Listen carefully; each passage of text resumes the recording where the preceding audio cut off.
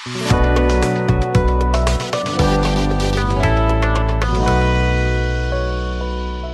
Morning दोस्तों। जैसे कि हमने स्पेलिंग बनाना जो पिछले 2 वीडियो में सीखा है, उसी का एक भाग यहाँ पे बाकी था। बहुत सारे ऐसे नाम हैं कि जो जोड़ शब्द में आते हैं या फिर वो र के नाम आते हैं, जैसे यहाँ पे कार्य या फिर प्रणव या फिर कर्ण या फिर पाठ, पाखर्या, महाराष्ट्र, पृथ्वी।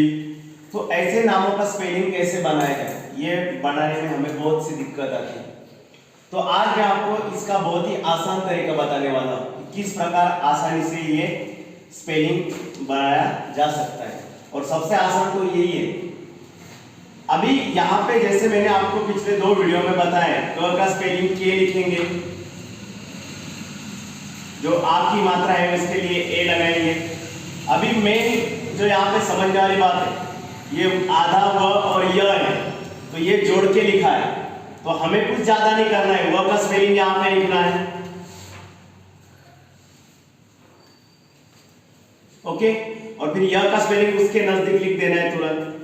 अगर इस शब्द को काना है तो उसके लिए यहाँ पे ए लगाएंगे, मतलब आ की मात्रा हो तो ए लगाएंगे, वरना नहीं लगाएंगे। इतना आसान है। दूसरा शब्द यहाँ पे कार्य है, क के लिए के, आ की मात्रा इसलिए ए। अभी यहाँ पे एक बात आपको ध्यान रखनी है, बहुत सारे बच्चे गलती से य के लिए y लिख देते हैं और फिर उसके बाद र लिखते हैं या फिर आर लिख देते हैं। वैसा नहीं करना है। किसी भी शब्द का स्पेलिंग जब तुम बनाते हो तब आपको एक काम करना है। क्या काम करना है आपको? वो शब्द एक बार उसका उच्चारण करोगे आप, और उच्चारण के हिसाब से जिस अक्षर का उच्चारण पहले आता है उस हिसाब से आपको उसका स्पेलिंग लिखना है, ओके। जैसे कार्य, अगर आप इसको ठीक से पढ़ेंगे, कार्य, र का उच्चार पहले आता है इसलिए हम आर लिखेंगे, और उसके बाद य का उच्चार आता है इसलिए इसके बाद वाई लिखेंगे। इन दोनों के बीच ए आई ई ऐसा कुछ भी नहीं लगाना है। समझ में आई बात? सेम वैसे ही प्रणव, प्रणव में पहले प का पी लिखेंगे। अभी मैंने आपको बोला है कि पहले आपको वो नाम पढ़ना है, आपने पढ़ा प्र, बोला कि नहीं आपने? प्र तो मतलब क्या? प्र, प का उच्चार पहले है, र का बाद में है तुरंत, इसलिए हम क्या करेंगे? प के लिए पी लिखेंगे और र के लिए आर लिखेंगे।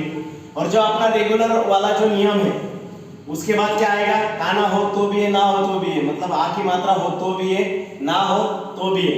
ए लिख दिया, उसके बाद न का स्पेलिंग लिखेंगे यन, वही सेम अपना नियम। उसके बाद ए और फिर व के लिए व। बहुत ही आसान है। यहाँ पे वैसे ही जैसे हमने कार्य का बनाया था वैसे ही कर्ण का बनाएंगे। क के लिए के, ए। अभी देखो न है और न के ऊपर ये है, मतलब इसका उच्चारण हम र का करते हैं, र, तो ये कर्ण, कर्ण। तो उस हिसाब से आपको क्या करना है? र का उच्चार पहले आता है इसलिए आर पहले लिखेंगे, और न का बाद में आता है इसलिए यन बाद में लिखेंगे। तो इस प्रकार आपको ये शब्दों के स्पेलिंग बनाने। उसके बाद देखो, अभी ये पृथ्वी जो ये नाम है, इसको पढ़ते वक्त हम मराठी में पृथ्वी पढ़ते हैं, लेकिन अंग्रेजी में लिखते वक्त हम उसके लिए आ इस्तेमाल कर सकते हैं या फिर यू भी इस्तेमाल कर सकते हैं, ठीक है। जैसे कि हमने प के लिए पी लिखा, फिर प्रू, प्रू या फिर प्री। प्रू अगर उच्चारण आता है तो प्रू के लिए पहले पी आता है फिर र बाद में आता है, तो क्या करेंगे? यहाँ पे आर लिखेंगे, उसके बाद आय, पृथ्वी बोलते हैं अंग्रेजी में।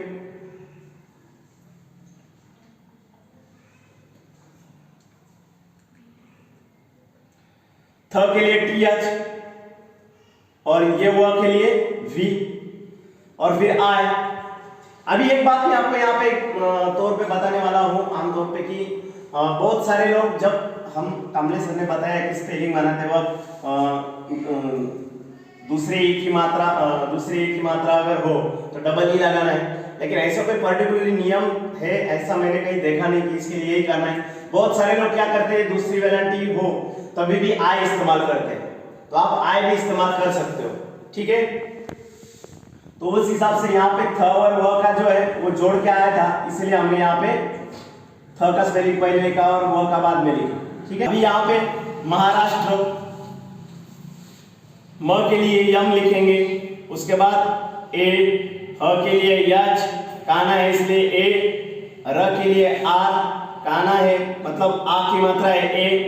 अभी यहाँ पे थोड़ा रुकना है, जैसे अक्षर आते हैं, मैंने तो सबसे पहली बात आपको ये बोला आसान तरीके, तुम जैसे जैसे पढ़ते जाओगे और पढ़ते वक्त जैसे जैसे अक्षर पहले मुंह में आते हैं वो हिसाब से आपको उसका स्पेलिंग लिखना है। जैसे कि महाराष्ट्र, श पहले आएगा, यस यच, उसके बाद ट महाराष्ट्र, और फिर उसके लिए ये र का चिन्ह है, र के लिए ये, तो इसके लिए आर।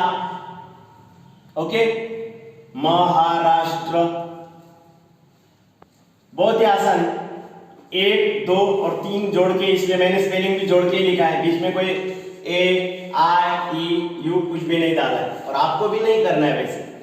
अब एक पाखरा नाम है यहाँ पे, प के लिए पी, आ की मात्रा के लिए ए, ख के लिए के एच, उसके बाद ए।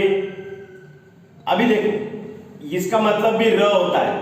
ठीक है, अभी ये र और य जोड़ के, इसीलिए पहले र आया है इसलिए आर लिखेंगे और बाद में य आया है इसलिए वाई लिखेंगे, आ की मात्रा इसलिए ए लिखेंगे। समझ में आई बात? नीचे पार्थ, जिस प्रकार हमने कर्ण का बनाया था वैसे पार्थ का बनाएंगे। प के लिए पी ए, प के लिए पी, आ की मात्रा के लिए ए, थ का स्पेलिंग आता है। अब देखो यहाँ पे जल्दबाजी नहीं करनी, जैसे मैंने आपको बोला था कि ऊपर का जैसे उच्चारण क्या है, पार्थ, पार्थ मतलब क्या, र पहले आया थ बाद में आया, इसलिए पी ए आर और थ की स्पेलिंग टी एच। इस प्रकार आप ये जोड़ शब्द हो चाहे ये र के शब्द हो, उन सबका अगर नाम अगर आपको आता है कहीं पे तो आप स्पेलिंग बना सकते हैं। ठीक है, तो आशा करता हूँ कि आपको ये आसान टेक्निक समझ में आई होगी। आसान भी है, थोड़ी मुश्किल भी है, अगर ध्यान देके करेंगे तो बहुत ही आसान है और आप जरूर ये फॉलो करोगे ऐसी मैं आशा करता हूँ। Thank you.